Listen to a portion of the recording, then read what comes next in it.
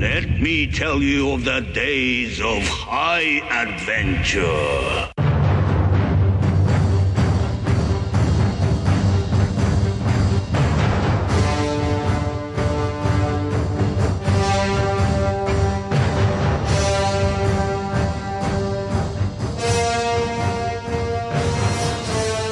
Hello, I'm Eric. And I'm Kevin. And this is 6 Degrees of Schwarzenegger, the podcast where we take a long, hard look at some of our favorite action movies from the era of Arnold. Schwarzenegger is the icon of the genre, and we're taking a deep dive into some of these 80s and 90s cult action movies and breaking them all the way down. I have come here to chew bubblegum and kick ass. And I'm all out of bubblegum.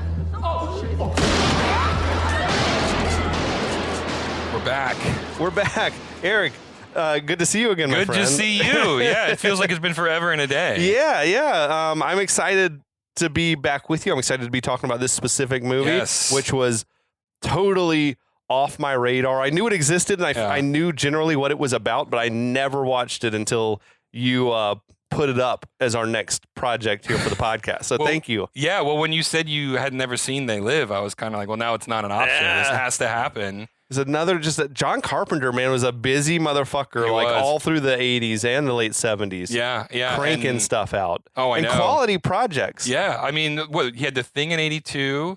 Big Trouble in Little China was 86. 86. He had stuff in between there. But Like he did. He had Halloween was late 78. 78. He had and like he- Assault on Precinct 13 and The That's right. Fog. That's and, right. Yeah. And Christine was his. Yeah, I don't remember off I the top think of my head. Christine Yeah, I was think you're him. probably right. Yeah, he was just cranking out movies that are all. He's like, what a master of just genre filmmaking. Oh Like yeah, absolute sci-fi masterpiece. stuff, Yeah. horror stuff, and just like sort of grindhouse action. Like that's right in his wheelhouse. Fucking we've left out Escape from New York. Oh my god, yeah, of course. Come How on, could, that was like, 81. I mean, how could we could He's forget just that? like he Yeah. was killing the game. Yeah. Amazing films. Oh yeah, absolutely. And he kept producing like amazing stuff for a long time afterwards. And has he done anything recently? I think I saw his last movie that he made was one I never saw called The Ward. It was Ward. from 2010. Oh, So it's he's sort been of a retired while. more or Okay. less from directing. He still gets his name attached to some things. Sometimes you wonder if that's like, is it attached because you were attached to the original Halloween, so Right. you get a producer's credit on the new stuff, things like that. I'm sure he got a writer's credit on the newer Halloween movies, I'm even certain, though just for yeah. creating characters, Right. stuff like that. But I don't think he works that much. I think he's just happy in his retirement, his golden years. The man has Unlike, earned it. Clint Eastwood, who's like gonna work until he dies on set. It seems like. Have you seen photos of Clint Eastwood I recently? did. That's what made me think about it. He's Wow. like, he looks like everyone's granddad, like Yeah. towards the end. The pants are all the way up at his under his nipples, and Yeah, it's wild. it is. It's weird to like look at a photo of Clint Eastwood at 95 and Clint Eastwood in his prime and The Good and the Bad and the Ugly, and you go, wow, it is remarkable how human bodies change over the course of their Yes. lives. But no, this movie, having now seen it several times in the Yeah. past few weeks, Yeah. excellent Oh, it is. film. This is one of my favorite John Carpenter's, and actually one of the last one that I came to. So we were talking about this earlier, but when I was a kid, I saw The Thing, I saw Halloween, I saw Big Trouble in Little China, I saw Escape from New York, I saw all of these movies just independently of each other and loved all of them. Mm-hmm. And then I got to an age where I started realizing that people actually made these movies. And then I discovered that John Carpenter had directed all of those. Oh, I'm yeah. like, oh my God, what other things has this guy directed? And They Lived was one of the first one that came up. Okay. So I immediately rented it, yeah. Yeah, from Blockbuster on VHS, most likely. Oh, hell yeah. And it was like the horrible cropped 4:3 aspect ratio. Uh-huh. And it was great. I mean, it immediately became one of my favorite of his movies. Like you said, super low budget, right? Really wacky It was. casting with Roddy Piper. He had just come off, I think, doing Big Trouble in Little China, which had Yeah. been probably one of his more expensive movies ever. 'Cause it was like $25 million or something like Wow. that, and Jeez. it borderline flopped. Like I think Yeah. it barely made its money back, and then I think he lost his sort of carte blanche to make anything he wanted. Like someone put the reins back on him. But he seems like that kind of guy who, working under budgetary restraints, is probably good for him. Like it makes him be more creative and Yeah. more like back with his roots of storytelling. Just like good storytelling rather than crazy special effects and Yeah. like spectacle. So I agree. But I dug this movie in a big way. yeah. I'm glad to have seen it now. I'm glad to be gonna talk about it with you Oh, here yeah, and get absolutely. and get a little tipsy tonight. Yeah, hell yeah. What Let's are do you? it, man. what Let's get you in there. tell them what you're drinking over there. So I'm mixing it up a little bit. I'm drinking a simple gin gimlet Yeah. with some Bombay gin, not the Sapphire, not the expensive stuff, and a little bit of Is Rose's the lime Sapphire juice. more expensive? The Sapphire is more expensive. What makes it yeah. blue? What? It's just the blue bottle. The gin is. Oh, the gin's literally clear. Yeah, the okay, gin is you can still tell. gin. I'm not a gin guy. Yeah, I yeah. just see the blue bottle, I guess, and I'm like, Yeah. oh, it's blue gin. Okay, fair, No, fair enough. that would be cool if it was, but I alas, guess. no. It's just Although it'd just be food coloring. yeah, it's just food probably, right? coloring. Yeah. But no, it's just better distilled. It's a higher quality gin. It definitely Okay. tastes better. Oh, But good I'm to not know. going to spend the money for it when I'm Not just if you're mixing mixing it. Yeah, come on. exactly. We're not. What are we Well, made of? Money? What are you drinking of? I'm certainly not. I'm sipping on some bourbon, Bardstown Bourbon Company's Fusion collection. It's solid. Trying to kill this bottle tonight. Okay, all right. It did not start out full. It's almost empty already. I was going to say People, you're going to don't- do a handle of a. You're gonna send don't send a wellness check to my house. No thanks. But yeah, no. So I'll try to run through a little bit of like some of the people attached to the movie right, before let's we do get it. into the plot Yeah. here. So as we mentioned, directed by John Carpenter, dude's a fucking legend. Also Legend. written by Carpenter, based on a short story by Ray Nelson. So fun fact. Apparently, Carpenter says that he didn't read the original short story. He Yeah. read the graphic novel that the He that saw like he had a little comic book in some Exactly. sci-fi anthology. yeah, or it was something. in. So he saw the comic book in a sci-fi anthology that was based on the short story, and he says that is what actually originally inspired Uh-huh. him, which is crazy to me. And then for some reason he wrote the screenplay under the pen name Yeah. of Frank Armitage, which is apparently it was a character in an H.P. Lovecraft story. Okay. He said, Okay. I think Carpenter said he was having his own like Carpenter burnout, and he was just like he was tired of seeing his name on every credit line in his movies, so that's why he wanted it to be a pen name, so it wasn't like music by Carpenter and edited by Carpenter, written by Carpenter, directed by and produced by Carpenter. Yeah. But he does it though. I mean, that's the He thing. does it still. Yeah. He just, I guess, I don't know why he wanted to do that, but respect. Yeah, respect. Yeah, produced by Larry Franco, music by John Carpenter and Alan Howarth. Howarth, who he met on, I think, The Thing, actually. Yeah. And he said their technique was just they would get together and just sort of jam Yeah. until they hit on something that they liked. And Yeah. then Carpenter said, I'm not a guy who like writes music. So this guy Howarth or Yeah. whatever he'd do the sheet music and add all the little interludes and stuff like that to our basic themes we came up with, which is cool, man. Carpenter's music is always very distinctive. Very distinctive. And It's always very simple Yeah. and very repetitive, but super effective for the types of movies that he does. And They Live is not an exception to this. I mean, Yeah. the theme is extremely infectious. And I mean, I can get behind it as someone who claims to be a bass player. The entire melody, I didn't know that about theme, you. Yeah, the entire theme is based around a very simple blues bass line. Very simple. Yeah, exactly. And it's like at first it took some getting used to because it literally was that little bass line's playing in every single scene. Yep. And I'm just like, oh, I guess we just have to lean into this. But you know what? I was watching Top Gun recently with someone who had barely ever seen it before, maybe never seen it. And like they would just keep using the little "Take My Breath Away" like Yeah. all through the movie, Yeah. to the point that it sort of like became almost a punchline. And I'm like, I don't remember it being like this before, but it is. That's so funny. Yeah, I mean, and interestingly, the tempo of the melody is timed to Roddy Piper's entrance in Okay. the first scene. The pace that he's walking, and so that Oh, tempo is okay. that his just the rate at which he walked in the first scene, which we'll get to in a moment, is what defined the entire tempo of the whole. Didn't he have sort of a music. very deliberate, like sort of cowboyish Yeah, he did. swagger Oh yeah, big time about him? Yeah, But yeah, as you mentioned, casting the star Roddy Piper That's right. as Nada, though his name is never once said in the movie. in the entire movie. Yeah. But the name of the character in the old Nelson story was Nada, and is Mhm. at the end credits it says Nada. And in some of the behind the scenes featurettes, though, which is interesting, Roddy Piper repeatedly refers to him as John Nada for some reason, Yeah. which I don't know where that came from. I think in the screenplay that I found online, it did say John Nada. Oh, I think interesting. in the Nelson story it was like George Nada though, so that's Mm. kind of interesting. But yeah, but I think in the screenplay it did say John Nada at some point. But Okay. yeah. But Roddy Piper, born Roderick Toombs, and made his name as a pro wrestler, Yeah. doing this like Scottish character. Yeah. Classic old school wrestler. You were saying that that's where Carpenter like saw him wrestling, and Yeah. So Carpenter famously, apparently, which I didn't know until doing research for this movie, is a huge wrestling fan. And he went to WrestleMania 3, and that's where he met Roddy Piper, and they became fast friends. which makes total sense that he's Oh, a big yeah. wrestling guy. Like that when I heard that, it was like, oh yeah, that tracks. That tracks. Especially when we get later in on this movie. Absolutely. But yeah, so years later, when he's writing, well, not too long later, but a couple years later, yeah. he's writing They Live, and he's looking for a particular kind of vibe of an everyman character, Mm-hmm. and he remembered his friend Roddy Piper and kind of just offered the role to him. Yeah. I saw on the interview, or maybe it was on the commentary. They said like basically he said, "Hey," Piper's agent was like, "John Carpenter wants to have lunch." Yeah. And he's like, "Okay." And they got together and had lunch and shot the shit for a while, and then at the end he's like, "So do you want to be in my movie?" Which they hadn't really talked about at all. Right. And he's like, okay, sure."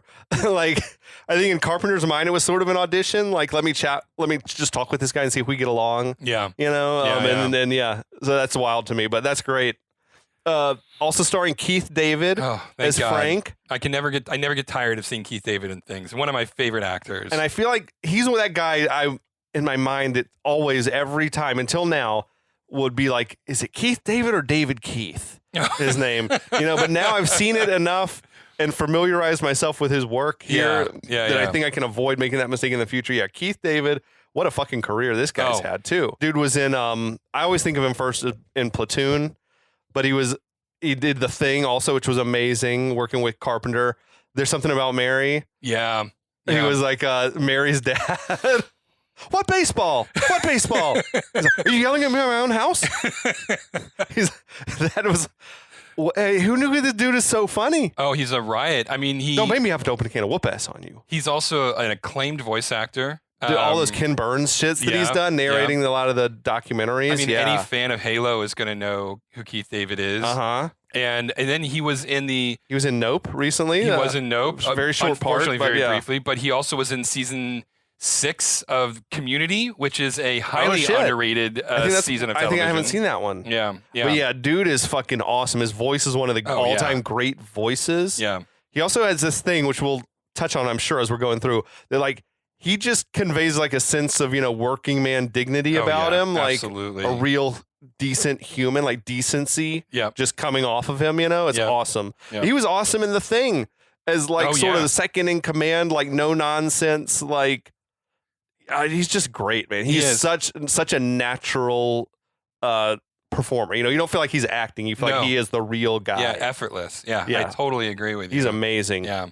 And apparently the role was written for him. Yes, it was. Yeah, Carpenter was like, Keith David would be perfect for this. And he didn't audition. Like John Carpenter called him up, said, "Hey, you want to be in my movie?" And he said, "Okay," and that was it. And he said he wanted someone who wouldn't be a sidekick, Right. but he'd be like an equal partner of the guy. And I think they nailed that dynamic because, like, if anyone is the brains of the outfit, it's Frank. Yeah, And absolutely. Frank seems like, honestly, he seems like he's sort of the one who's in charge and not as just sort of like the brawling muscle. Right. He sort of figures out what's going on, but then Frank was like, "Okay, now we gotta deal with this. Like you stumbled into something, I'll take it over from here." And then the only other cast member that we'll touch on up front here is Meg Foster, who plays the character Holly. I only know her really from Masters of the Universe, is playing like the evil woman in Masters of the Universe, but she's got those eyes. Yeah, she does. Striking, like Yeah. electric blue eyes. Interestingly, Carpenter found her from a Canadian movie that she did that was about to cult, and I'm not remembering the name of it off the top of my head. Was it like a horror flick? It was like a thriller. It wasn't a horror movie. It was more like a thriller, but he saw that movie and he saw her eyes in that movie and like, "Oh yeah, I definitely want to work with her." Yeah. Again, she did not audition for the role. He called her up and offered her the role. Well, her performance in this is interesting. Yeah. We'll talk about it. 'Cause We'll it's get to very, it for like, sure. Yeah. But I also saw in one of the interviews on my Blu-ray that Carpenter just spoke about how much he loves sci-fi more so than horror. Yeah. Like that he thinks that it is an easier vehicle for making a statement about like conveying some idea, like a theme about politics or society or whatever. Mm-hmm. He also had said that he thought of this as being very similar to The Thing, in that it's like about like there being like a hidden enemy in your midst, like hiding in plain sight, and then the paranoia that comes from that. Which he said he kind of weaves into almost all of his movies to a certain degree. Oh, yeah? That's like, it's just sort of like part of his kind of DNA to a certain extent. Well, for me, I was telling someone about, so I don't think you watched the newer season of True Detective. No, I The one didn't with see Jodie season Foster 4. there in the No, snow. No, I didn't see It's that got one. big The Thing vibes, his version of The Thing. Yeah. And big, there was that one X-Files episode where they were like at that snow lab. Ice, season 1. Yeah. It was also a classic episode. Yep. But the True Detective was sort of reminded me of The Thing. But then this friend of mine who loved the True Detective show, you'd never seen The Thing. And I would say, well, you gotta watch The Thing, dude. Yeah, you gotta watch The Thing.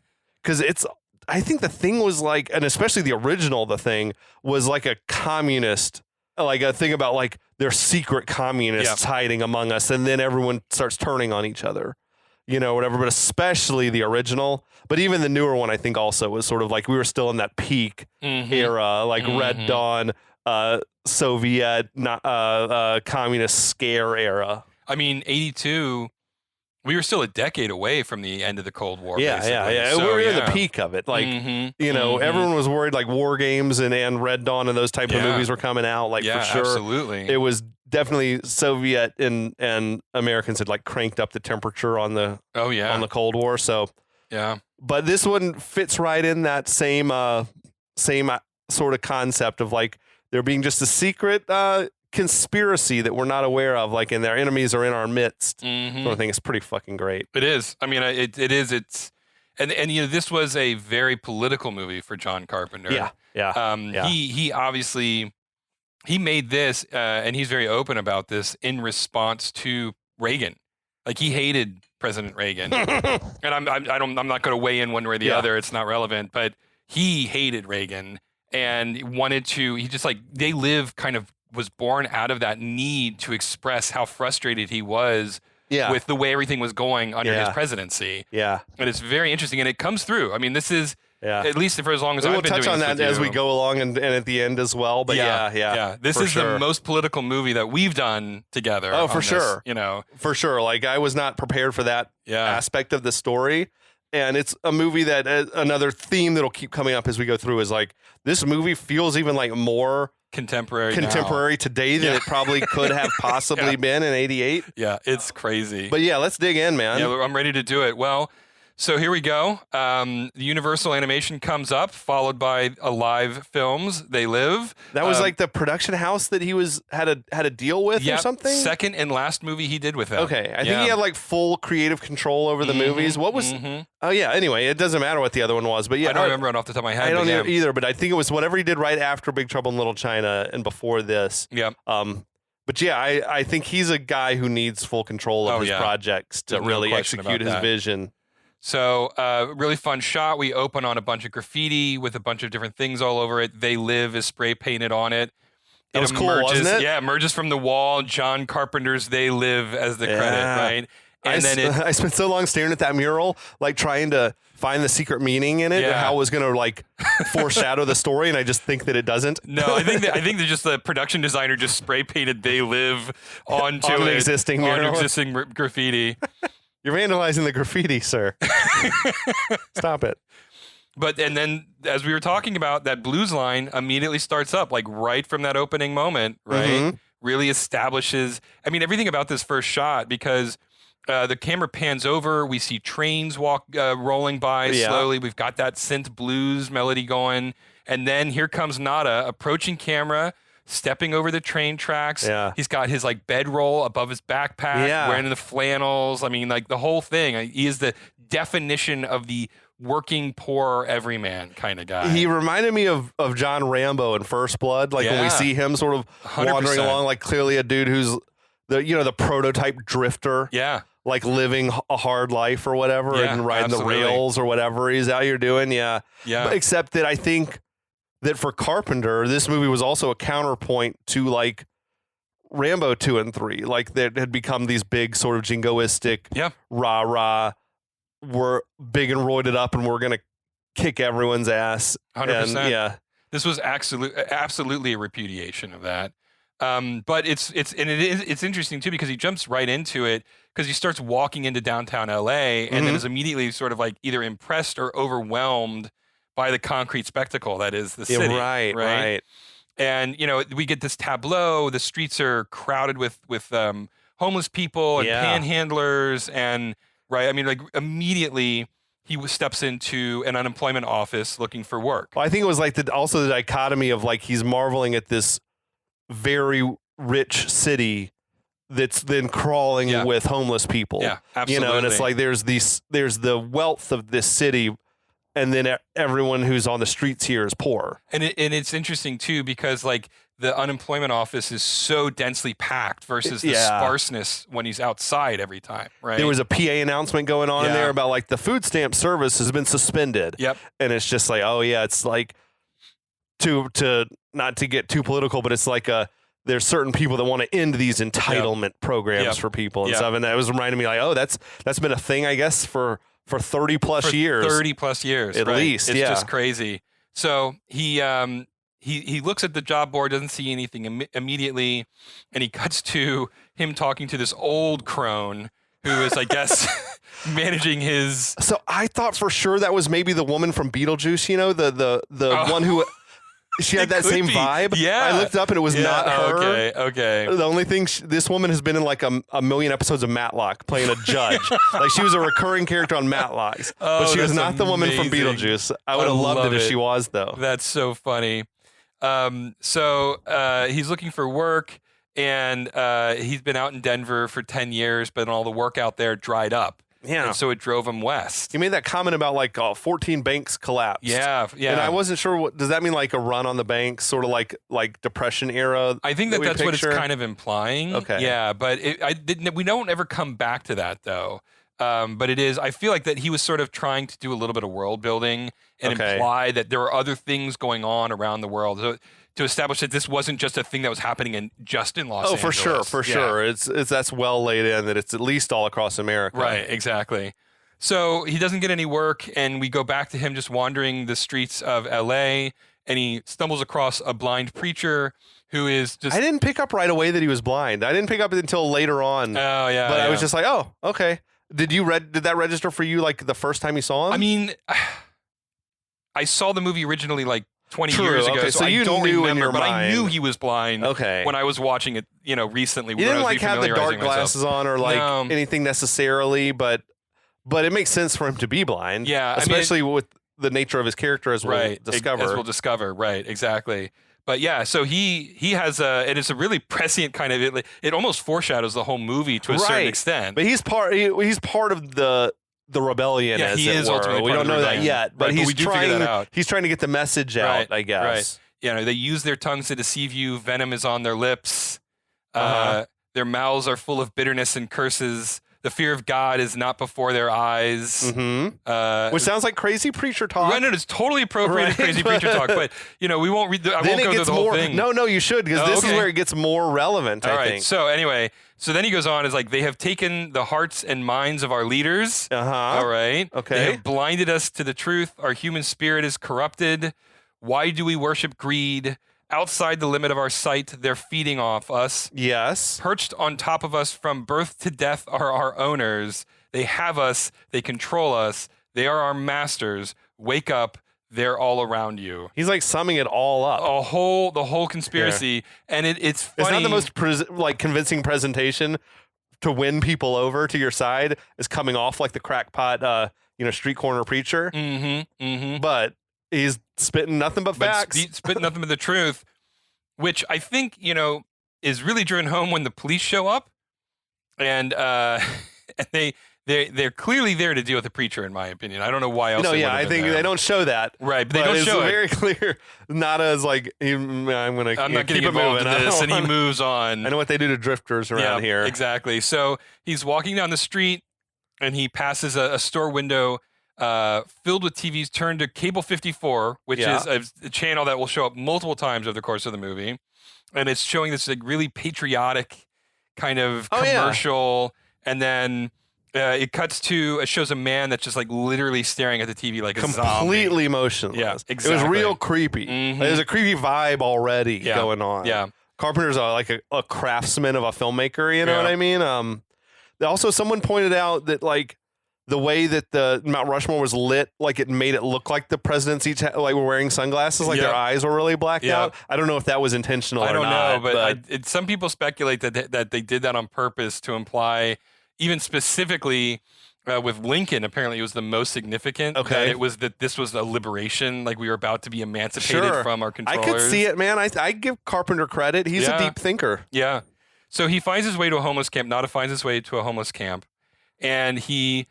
He's by like the proverbial barrel fire. Yeah, you know? he's literally by the barrel fire Yeah. with the fingerless gloves and everything. And he watches through someone's window, and there's a woman on TV talking about how she dreams of being rich and famous and Mhm. living young and being young forever, which is just like, I mean, it's like, did you get in a time machine and look at celebrity culture from 2024? That was so off-putting It and was so realistic. Like ridiculous. influencer culture is Oh like, my God. I just want to be generically famous. Yeah. I don't care what it's for. I just want people to see me getting out of limousines and Yeah. just love me and want to be me. And I'm like, this is so gross, like grotesque to me, but also so. There's no way that this is not more relevant now than it was in '88. Like he nailed it. Unbelievably, just like right on the head. I had completely forgotten that bit. And I was Yeah. like, oh my God. It was so real. Yeah. That I so blew real. my mind. Yeah. Like, yeah. So then we cut to a police copters circling overhead. Again, coming back to sort of the observers, the ever watchful eye. That's a you recurring know? theme, right? There's It like, is. is there a heavily policed like surveillance state Yeah. that they're Yeah. living in? Really? I mean, it's just Which like, is more accurate today than it was in '88. I mean, at this point, I don't think Nada has said more than 3 lines of dialogue, right? And we're a good 3 or 4 minutes into the movie at this point. Yeah. Maybe even closer to 10 at this point. And it's just crazy how much world building is just being done passively as he Yeah. takes in the city of Los Angeles. I'll go on right now and say the movie we just did was Action Jackson. Yeah. Came out same year, Yeah. similar range of budgets, probably kind of lower budget, though this Yeah. was even cheaper than Action Jackson. Oh, wow, yeah. And this movie is like got so much more like just craftsmanship Yeah. about it is all I can say than Action Jackson did. Like this is telling. They've built more of a world in 5 or 10 minutes here than Action Jackson does, I think, in the entire film. Yeah, I know. It is. And this movie has something to say. It has a point Yeah. of view Yeah. that I'm not sure what Action Jackson was even about. I'm still not sure. No, I don't want to talk about it for another 5 hours, but I'm just, it blows my mind that these two movies Yeah. were same type of money behind them, made for the same audience, Yep. and can be so drastically different. I know. It's just crazy. Al Leong is in both of them. We'll get to Ali We'll later. get later. I was like, oh my God. Yeah, we'll get to Yeah, you'll get down to him yeah. briefly later. But Yeah. so anyway, the next day, Nada finds his way to a construction site and he's looking for work. And the guy's like, oh, I'm not so sure about you. He's like, yeah, but I've got my own tools. So this has always been not his livelihood as like a I guy think who, so. a handyman or a construction guy working with his hands. Yeah, I think so. I think Okay. so. And the foreman says that it's a union job. And so Nada's like, well, then sign me up. Right. I'm just, all right, great, I'm a part. So later, he's shirtless, of course. Fucking guy was yoked up. Dude, what a Holy body. shit. Holy moly. He was not fucking around at all. And he's just doing hard labor, I don't know, digging holes. Yeah. That's such a weird thing. I'm like, they had bulldozers in the 80s, but I Right, guess exactly. I don't know. But I if don't know. they're employing basically homeless people, I Yeah. guess, then they're probably paying them dirt, you know? Like, Nothing. yeah, it's Yeah. shitty.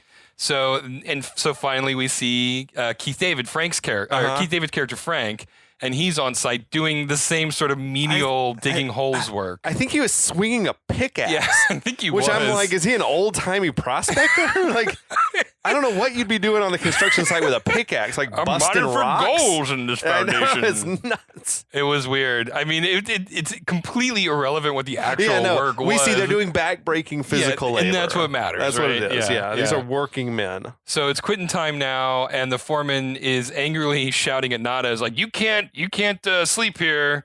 There's no sleeping on this site. So you park your ass someplace else tonight." Which what? Was there even an indication that he was planning to sleep there? No idea. But I mean, to Roddy Piper's credit, he looked at just about as confused as I was when this line was said. I was asking myself, yeah, why is dude being like that? Like, Yeah. it's just, maybe just to see like how heartless people are in I this, think in so. this society. I think so, because this is a theme that comes back over and over again, is the heartlessness of the society. And just like, even though, Nada was so willing to join the union, he does the whole backbreaking labor for the day. The foreman still could not give a shit less about it. Right. It's not like he's unrolling his bedroll or anything. Exactly, It was just strangely out of line. So Nada asks when he's going to get paid, and the foreman says Thursday, and then just walks off. We don't have a clue what day of the week We don't even know. Yeah. So Frank approaches and says, "Hey, look, if you need a place to stay, I know a place where I can get you a hot shower and a meal." Yeah. And Nada doesn't respond, and Frank goes, "Fine, fuck you, whatever," and walks away, which I think is a perfectly reasonable response. Nada's just there with his mullet blowing in the wind. That was one epic mullet. That was Man Kurt Russell at his like mullet. prime mullet. Yeah. He's like, I don't know. We don't have Kurt Russell for this movie, but I do need you to grow that mullet out. So yeah, that was the working man's mullet. The working man's mullet. So, it was the Joe Dirt mullet, essentially. It really was. It was insane. It was the most mulletiest mullet I think I've seen in a movie. I mean, aside from Joe Dirt. From Joe Dirt. Yeah. That was an ironic mullet. This was an unironic mullet. Right. So Frank walks off the site, and then he notices that Nada's following him, and slowly creeps up. Like he's following closer and closer. He's kind of like a stray dog or something. Exactly. In a picture. Yeah. So Frank finally stops and says he doesn't like being followed unless he knows why. And then Nada says he doesn't like to join up with anybody unless he knows where they're going. So it's like a little witty repartee right from the go. Although he did tell him where he was going. Yeah, I know. I was just like, all right, whatever. Okay. I'm like, maybe he just didn't believe him when he said it. Sure, I don't trust people I don't trust necessarily. people. I get that. And he does come across as sort of like he doesn't trust people. Yeah, he's very cautious of trusting. Well, like a stray dog. Like Yeah. I don't just trust just anyone. Like Yeah. I'll follow you, but at a distance. So Frank smiles, and they're clearly cut from the same cloth, and so they walk together. I thought they had a good chemistry. Oh, they did. Actually, together. After this movie, Keith David and Roddy Piper were fast friends. We're Really? friends forever after that. I love apparently. that. Yeah. I was I think it was on the commentary track that I was listening to where Roddy Piper was talking about just how generous Keith David was, that he almost like was like acting as an acting coach for him. Mm-hmm. Like he'd help him work through scenes and figure out like sort of what his real motivation was in each of the scenes. And I'm like, that's something you didn't have to do. Yeah. Like that's just a stand-up move from a stand-up guy. I totally. love that. So, I mean, my understanding is Keith David was doing a lot of stage theater. Yeah, before and he got was an into acting movies. teacher as Yeah, well. Like, teaching exactly. voice. He was teaching like voice work for people and stuff. Yeah, I love that. So, I mean, that's really cool. I mean, just my appreciation for Keith David just constantly is always on the rise. Yeah, for him. dude's awesome. But anyway, so Frank takes Nada to the shanty town where everybody just like it's a true melting pot, right? Mm-hmm. All ages, all races, everybody is sort of just living together in this small little shanty town. And apparently, there's a lot of like real homeless people that Carpenter like He paid them. paid them money, fed them. Like that's awesome on Carpenter's part as well. Yeah. So there's food getting prepared. Nada's starving. So Frank introduces Nada to the man who's running the place, Gilbert, and Gilbert can find him whatever he needs, basically. Yeah, right. So now we introduce Gilbert, who will be a character we come back to multiple times. That dude was mad familiar. He as super well. was. I'm like, what do I know him from? It took me a minute, and so I know him as being like he was the bartender in the Redneck Bar in 48 Hours. I don't remember that. The one that's like, it's all a bunch of hillbillies, and Eddie Murphy comes in. Okay. And he's like, I guess you probably want to drink a Black Russian. And Eddie was like, Black Russian. I get it because I'm black. That's what I know him from. But he's a John Carpenter regular. Like he's been in like 6 different Carpenter movies when I studied his IMDb. Oh, he was also the fucking soccer coach in The Karate Kid. Oh, he was? I would never know because that guy didn't get a close up or anything. my But he's God. like, hey, Yeah. we don't deal with that kind of crap around here. Like broke up the fight, between Daniel and the Cobra Kai. Maybe it was. That's awesome. That is That's so instantly crazy. like I'm a fan. You told me he's in Karate Kid. I'm a fan. But I mean, I always, whenever I see people like that and they're immediately familiar and I don't know the name, I'm like, okay, you're a working actor. Absolutely. I've seen you in a million deluxe. things. Yeah, exactly.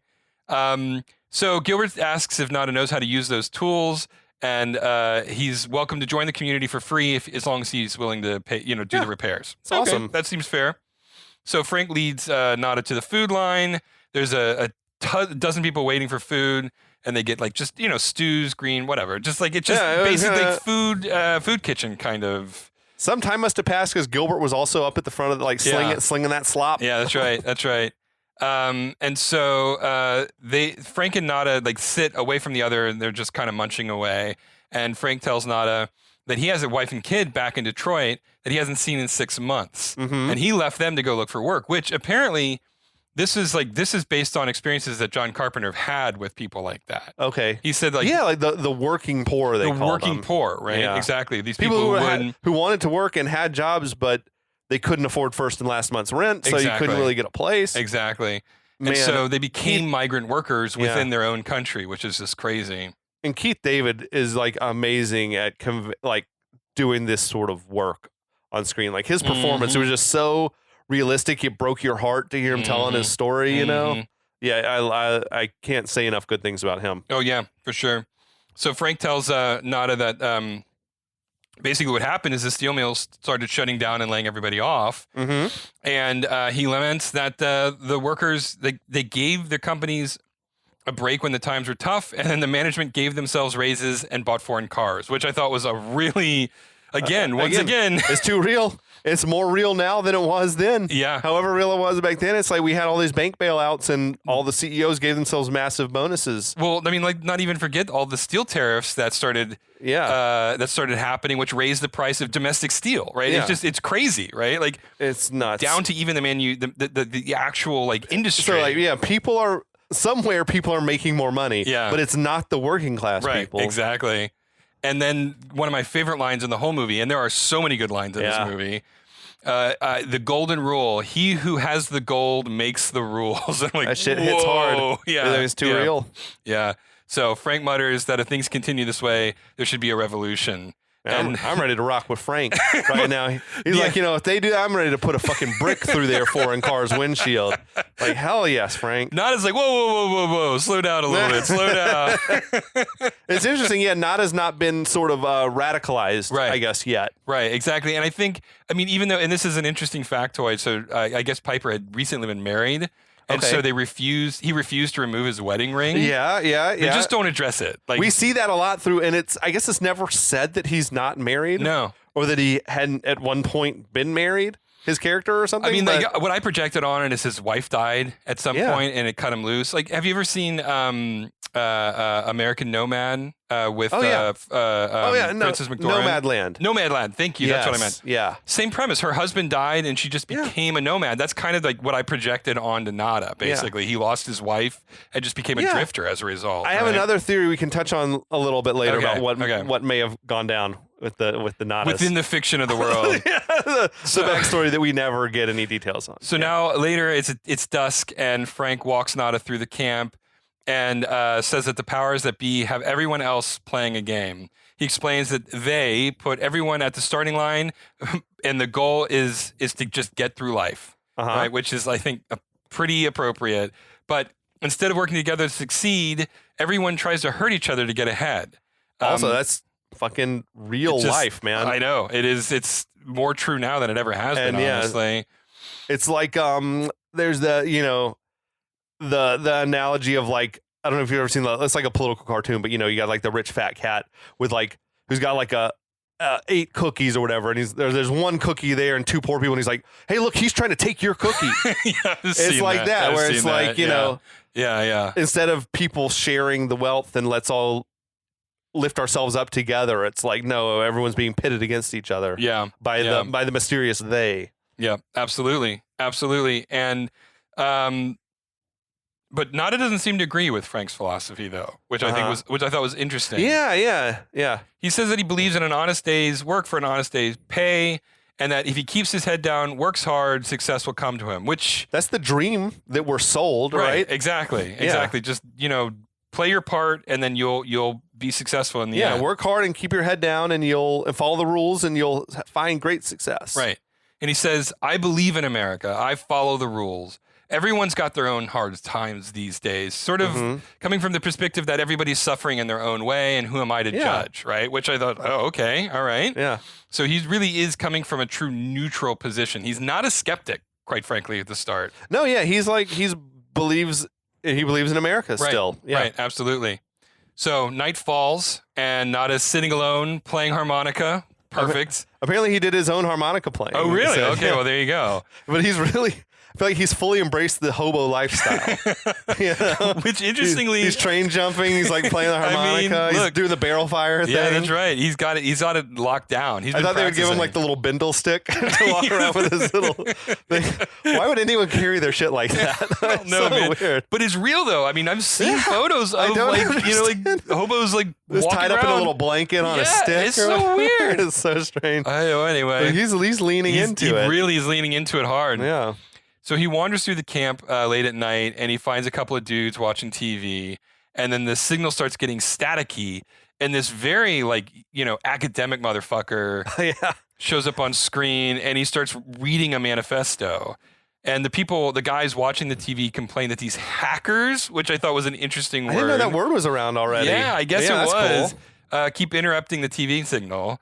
And the man on the TV warns that everyone is living in an artificially induced state of consciousness, something like being asleep, which Interesting. is an interesting thing to say, right? And he says that 8 months ago, which is a very specific time frame. Recently, yeah, but So it's yeah. very recently, a group of scientists discovered a signal that has been disrupting people's thinking. So they have just So that's when the stumbled on this. rebellion started, I Right, guess. basically, yeah. Okay. And the guy goes, the poor and the underclass are growing. Racial justice and human rights are non-existent. They have created a repressive society. We are their unwitting accomplices. And Could that be more Yeah, I current mean, to just- today? once again, and Nada notices that the street preacher from earlier he's actually mouthing along with the words like he already knows what he's going to say. Yeah, right? it's odd. Which is interesting. And then the man continues on the TV and he says, we have been lulled into a trance. They have made us indifferent to ourselves, to others. We are focused only on our own gain, which again, Dropping like it's a barrage of truth bombs. everywhere. So the hack TV signal, it's still cutting in and out. Like someone's got to find the tracking knob and fix that shit. Yeah. But it's causing everybody who's watching it headaches. Right. But Mr. Academia continues and he says, they are safe as long as they are not discovered. That is their primary method of survival. They keep us asleep, keep us selfish, keep us sedated. Dude. I mean, Straight facts, homie. look. So The movie is really philosophical. it really is. Yeah. More so even than other John Carpenter movies. I mean, think. again, this was absolutely a repudiation on the Reagan administration, right? Yeah. Like he absolutely had an axe to grind, and he's very clear about that when Yeah. he went into making this movie. So in terms of any sort of subtext for commentary, this is the most overt of his movies up to this point, I feel like. But at this point, one of the men watching gets up and changes the channel on the TV. Blow it out your ass, he says to the TV. And if I'm not mistaken, that guy, he was in Back to the Future, right? Yes. He was red. he was red in Back to the Bob, the Future. homeless Yep, man that's in the- right. Yeah. Which I thought was great. I So- couldn't believe it.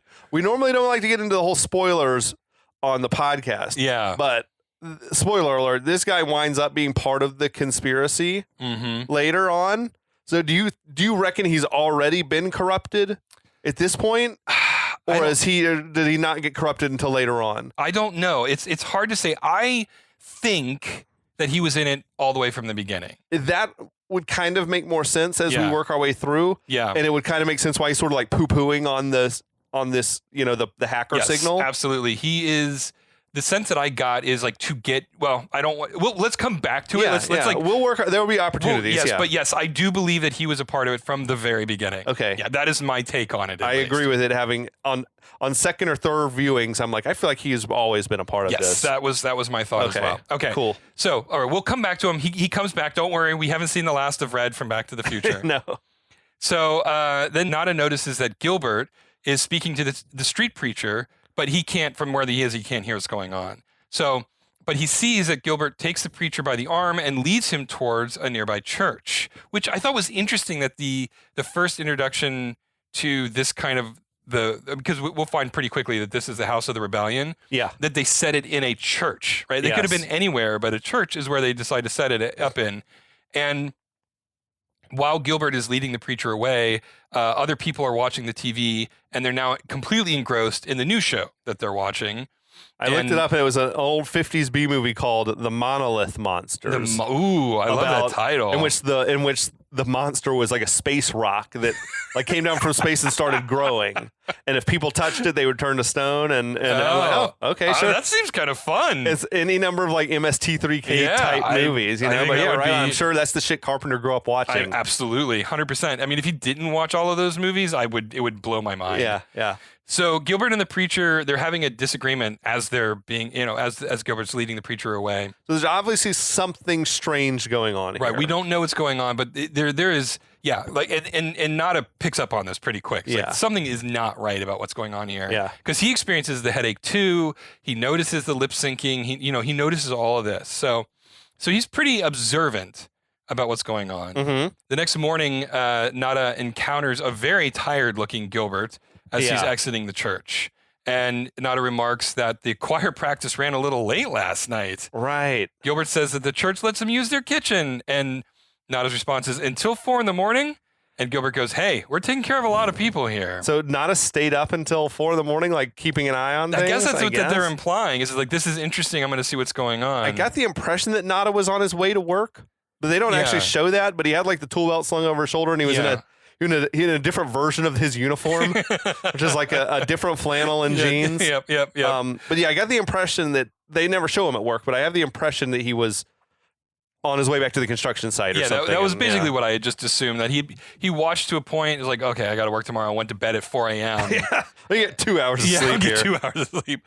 But anyway, so Gilbert gives him a smile and walks off, but Nada remains very suspicious. Yeah, it's a good hook. It's a great hook. Yeah. And we're deep into They Live at this point. Yeah, dude. But I think we're gonna call it for this episode. Absolutely. Yeah, let's put a pin in it for this week. Put a pin. Yep, exactly. Then we'll be back because now we can start discovering what exactly is going on here. Yeah, the world building is far from over, but we have got our foot deeply in the door on this. So. Absolutely. So thanks everyone for listening. It's a pleasure as always, and we'll be back. We'll be back.